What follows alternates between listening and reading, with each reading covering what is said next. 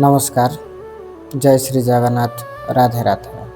मु आपन को स्वागत करछि ओडिया कथा यूट्यूब चैनल को। आजिर प्रसंग रही केउ तीनोटी क्षेत्र में आमे केबे असंतुष्ट रहिबा नाही।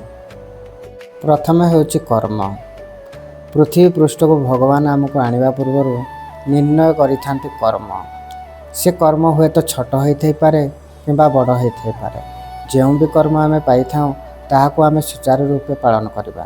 देखिबे से कर्मरु आपनको आनंद लाभ मिलिबो। सेही कर्मरु आपण बहु पुण्य अर्जन करि परिबे। द्वितीय होछि खाद्य।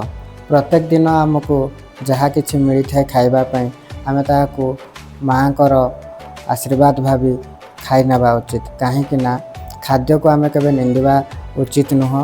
खाद्य भल होइथाउ खराब होइथाउ आमे संतुष्ट भाव रे ताहाको भोजन करबा आवश्यक। देखिबे आपण आत्मा को तृप्ति मिल परिबो। तृतीय होछि दाम्पत्य जीवन। कथारे अछि जनक पई जनको भगवान गढ़ी थांती। ठीक सही परि भाव रे आमे वैवाहिक जीवन रे दुई जन दुई को नै चली था। रूप रे हो किंबा गुण रे हो केबे स्वामी स्त्री को निंदिबे नहीं, स्त्री केबे स्वामी को निंदिबे नहीं। देखिबे आपणकर दाम्पत्य जीवन सुखमय रहिबो।